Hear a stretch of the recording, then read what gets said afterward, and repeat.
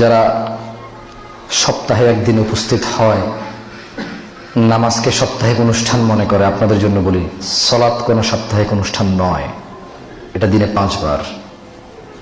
ব্যাপারটা এমন নয় যে শুক্রবারে জুমা হলে বাকি 4 ওয়াক্ত বন্ধ, মানে আজকে ছুটি, শুক্রবার স্পেশাল ডে না, জুমাতে পড়লাম 1.5 ঘন্টা খুতবা শুনলাম 2 রাকাত নামাজের জন্য, তাহলে 4 ওয়াক্ত ছুটি তো হইতে পারে না। তো যারা শুক্রবারে জুমার নামাজে আসে তারা মনে করে যে 1.5 ঘন্টা বাটা খুতবা শুনছি, কি মনে করস? 1.5 ঘন্টা খুতবা শুধু 2 রাকাত নামাজ পড়াস দেখে কি করস? কত স্ট্রাগল বুঝোস? হ্যাঁ, 1 সপ্তাহ ছুটি।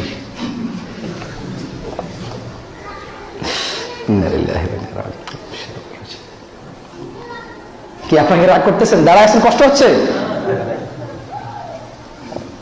যারা শুধু জুমার নামাজ পড়ে তারা নিজেদেরকে নিজেরা ছুটি দিয়ে দেয়, তাদের একটা হাজিরা খাতা আছে মনে হয়, এটা বাসায় সংরক্ষণ করা। ঘরে জুমার নামাজ থেকে সবার আগে টুপিটা এভাবে ধরে জ্যাবে রাখে অথবা খাটে, পাঞ্জাবি খুলতে খুলতে সিগনেচার করে দেয়, জুমা পড়ে আসছি 1 সপ্তাহ ছুটি।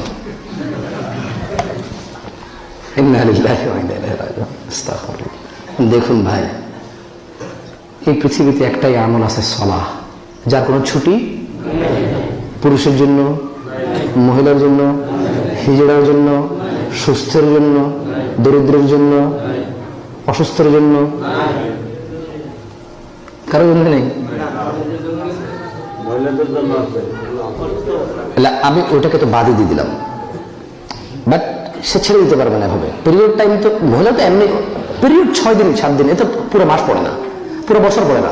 বিশেষ করে মহিলারা যখন প্রেগনেন্ট হয় তখন তার পিরিয়ড থাকে না, আপনার কথা বুঝবেন। মহিলা যখন প্রেগনেন্ট হয়, এটা নিয়ামত।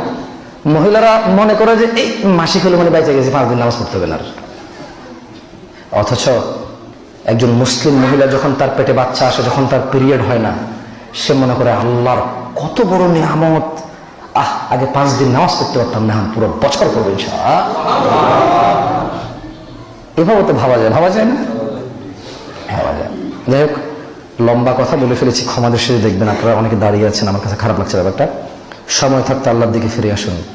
আল্লাহ সুবহানাহু ওয়া তাআলা বলছে, আলাম ইয়ানি লিল্লাযীনা আমানু আন তাখশা কুলুবুহুম লিযিকরিল্লাহ ওয়া মা নাযালা মিনাল হাক্কি ওয়া লা ইয়াকুনু কাল্লাযীনা উতুল কিতাব মিন ক্বাবলু ফাতালা আলাইহিমুল আমাদু ফাকাসাত কুলুবুহুম ওয়া কাসীরুম মিনহুম ফাসিকুন। যারা ঈমান এনেছে তাদের হৃদয় কি আল্লাহর স্মরণে এবং যা সত্য নাজিল হয়েছে কোরআন